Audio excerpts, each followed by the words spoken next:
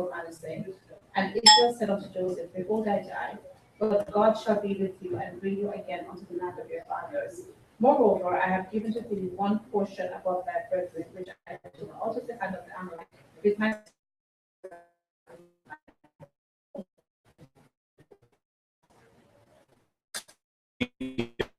Okay, very interesting reading from both set of passages that we had in this chapter. That Rachel passed away, the lessons back in Genesis 35,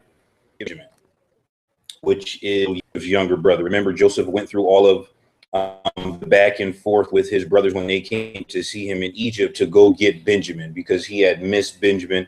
They had the same mother and father, right? So they had a different bond relationship.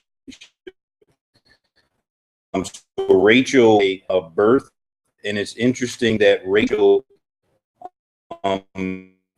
Jacob buried Rachel a little bit Bethlehem, which is about a mile, which is my Bible has imprinted Bethlehem, and did not bury her with the rest of the forefathers in which turned back to. Remember, they were traveling from Padan, and they were on there. Interesting thing to know. The second thing to note is Jacob accepts Joseph's son. Big deal. Were Joseph's sons, did they have a Hebrew mother or an Egyptian mother?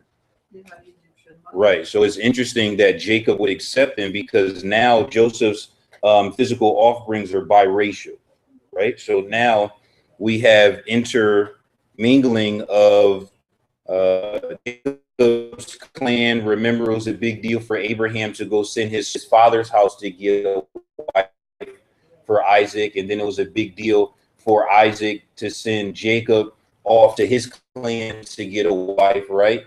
And then we know that his two wives came from his mom's lineage, who was also from that area. But Joseph's wife was given to him from Pharaoh, if you remember, because of his good service.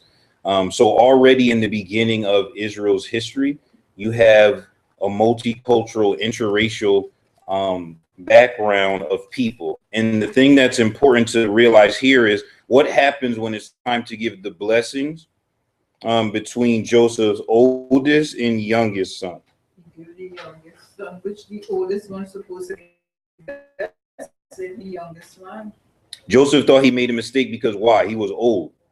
He couldn't see. Interesting, right? Because the whole thing of Jacob tricking Isaac was because he couldn't see, right? He heard, but he couldn't see. And then he said, it sounds like Jacob, but it feels like Esau, right? So it's just interesting. But this time, though, there was no Jacob said what? Because Joseph tried to move his hands, try to switch his hands, right? And instead, Jacob told him what? This was in the verses.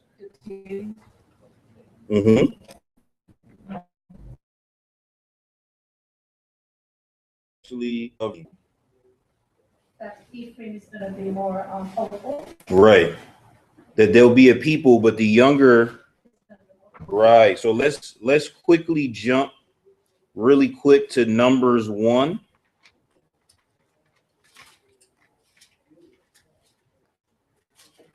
So Genesis, Exodus, Leviticus, Numbers, and let me verse 33.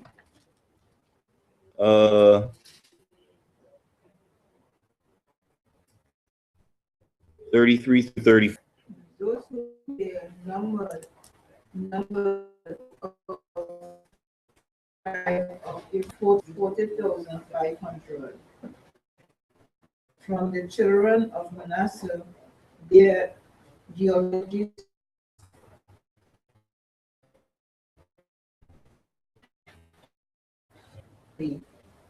by their father's house, according to the number of names from here, who were able to go to war.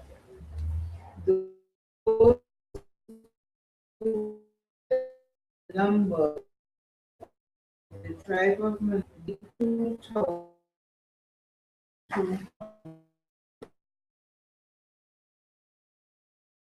Now,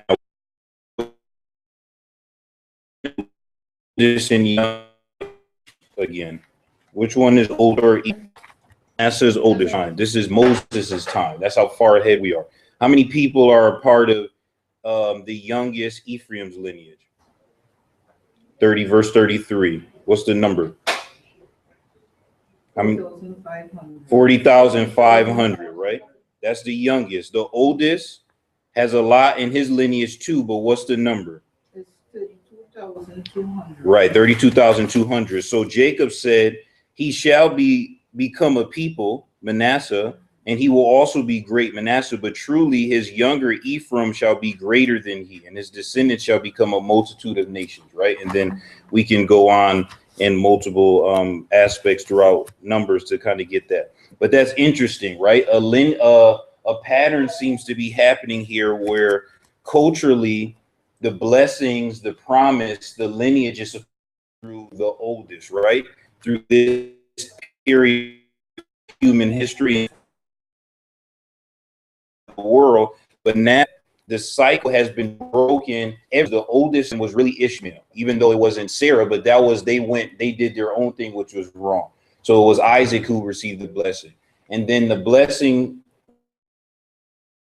was supposed to go to Jacob in the birthright and blessing Jacob. It's time to instructions, right? Go through this ritual of blessings because Joseph's dream the events of Joseph's life proves way down, right? Maybe he was the one who everyone had to follow, and he was the one who carried. Now, when it was time for Joseph's sons to get their blessings, they got their blessings not from Joseph, but from Jacob, and Jacob blessed the younger and not the oldest.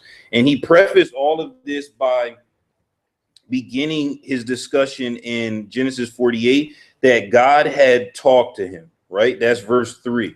Remember, right? We're not just doing blessings to bless, right? And just picking names out of a hat. We're supposed to be following God's pattern from generation to generation. The promise to is, I'm going to make you great.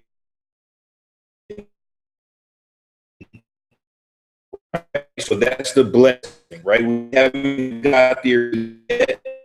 That's interesting. We've got deeper into here.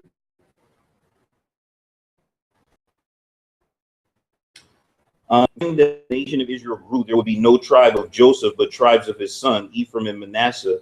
Explain using this chapter how this situation came to be.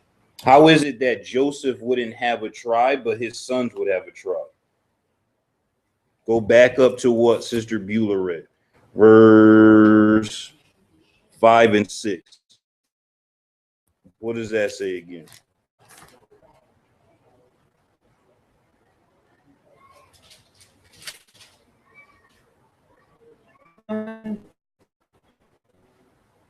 He adopted, yes, no, 5 and 6. And now your two sons are from we are born to you in the land of Egypt before I came to you in Egypt. Which means he adopted them. Israel. Yeah, so Jacob is basically saying, just like Reuben and Simeon, who were his two oldest, were his, he's basically saying lineage is going to be passed on through your two sons, right? And that's when he brought them into bless, right? So it's interesting that that was the course of events. Also, remember, he's making the point that the two sons that Joseph had, right, his grandsons, he's saying were already born, right? They were already established in Egypt. So basically, Joseph had already lived his life. So that's an interesting point here. Now, let's look at this point B. By comparing verse 5 with 29, 32, 33, 49, 3 through 7, and especially what is the effect of action here? And how back to Genesis 29 and someone read verses 32, 33. What does that say? Genesis 29, verses 32 through 33.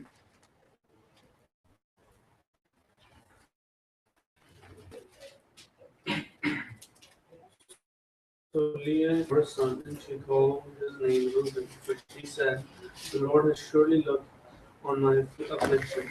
Now therefore my husband will love me." Then she conceived again and bore a son, and said, "Because the Lord has heard that I am unloved, he has therefore given me this son also." And she called his name Simeon. And now let's skip to 49, 3 through 7.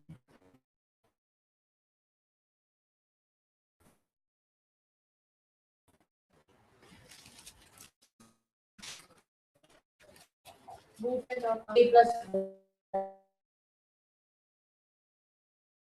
not itself, because the woman not is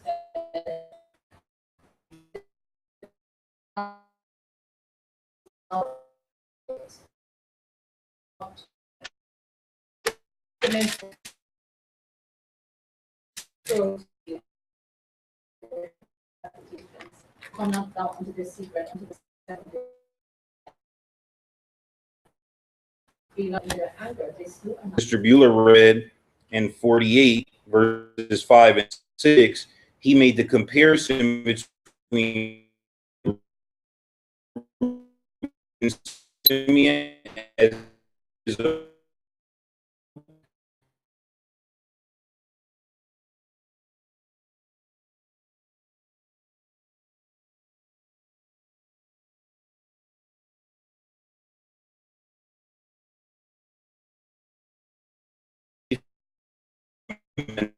says, oh, what's the first thing he remembers?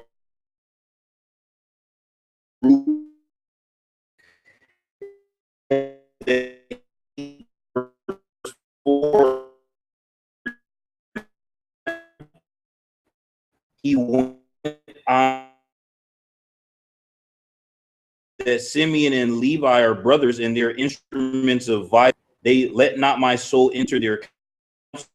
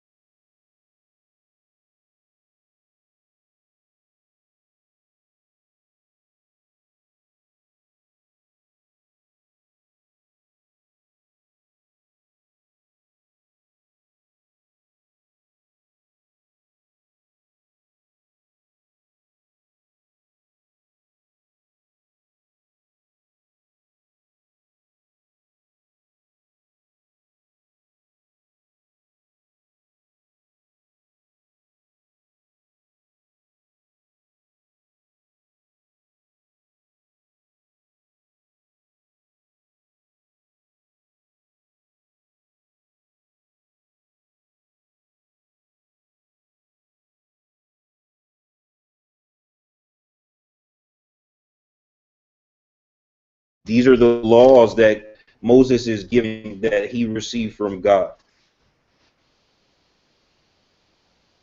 And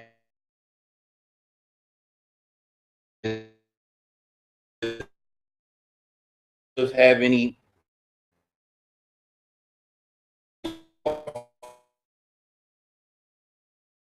what does this say?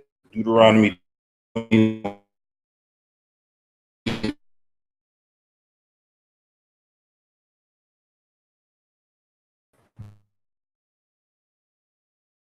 Man has one love.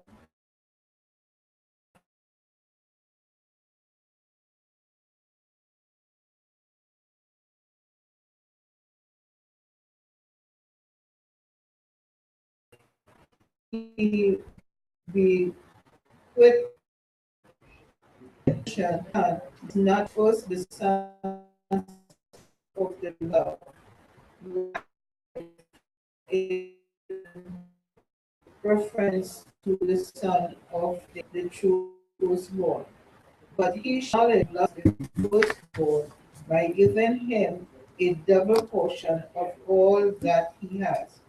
For he is the beginning of his strength.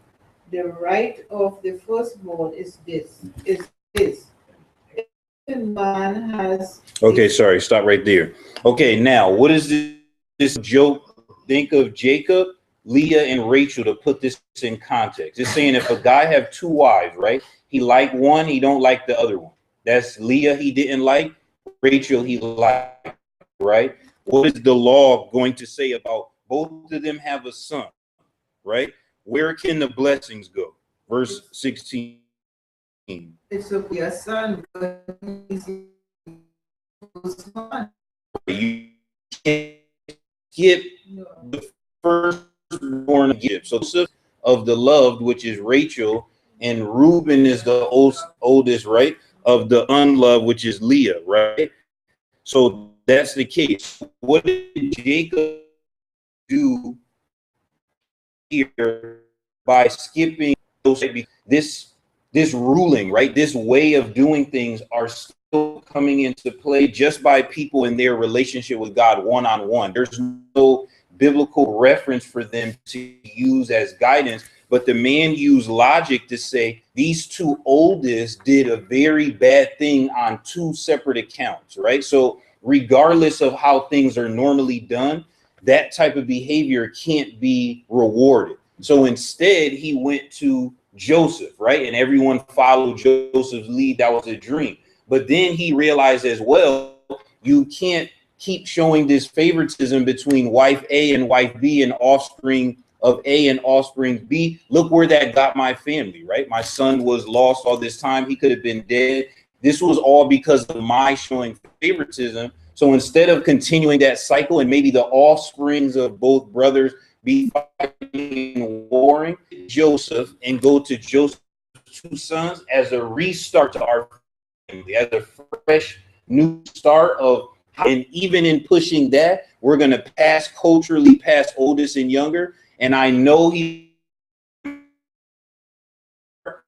younger will be greater than the older. Great. So even then,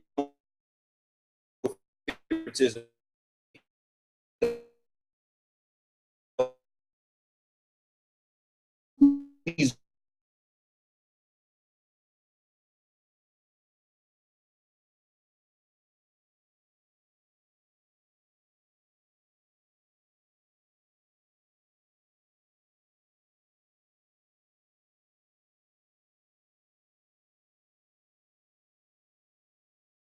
right. So he have to use his own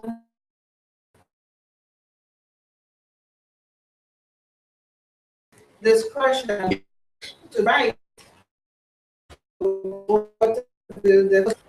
Isn't it? You see God working, and the thing that I wanted to amazing was do reference to do it, right? Because when you get in the future, laws are in place because of things that, and people from Deuteronomy on now have a historical reference and a legal reference why to do something, but the people before had nothing. Who we would say have great faith, but at the end, it says other experience.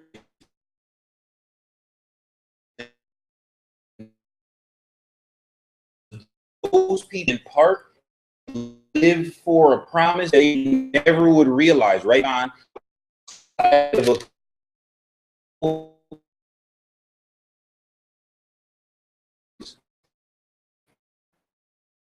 relationship one-on-one with. Now, a cloud of witnesses, we have way to persuade us, right? So when that which is perfect comes, think about how it is for an individual person to be a Christian with a Bible in their lap outside of you living in this time, doing what God wants you to do based on visions, interpretation, and relationship maybe that your father has, or your grandfather has, or this and the third. So when you look at it, these people have a hard time doing what God would want them to do now. So we would have did worse, right? Because they had no adamant oral instruction, right? Kids break oral instruction down as a law, and in Deuteronomy it says first, and write them ever poles in your house, put them on your forehead. Tell your kids when they walk and when they wake up and when they go to sleep, build little things where when kids see it, they say, those rocks represent. Keep reminding why? Because God was to get to this point. A whole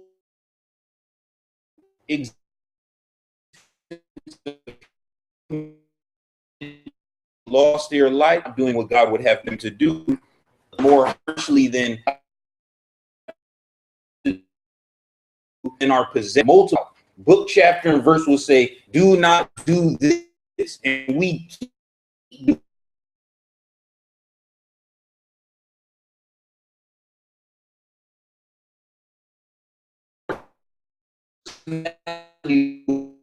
that. How much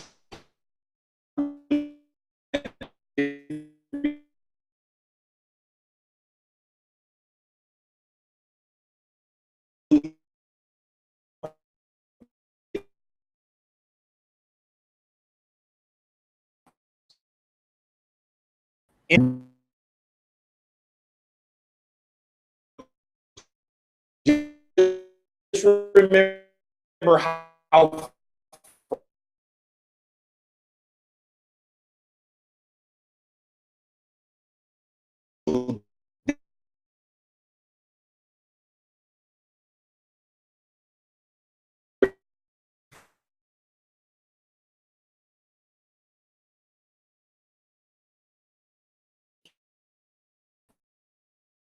good, right? It's fragile. We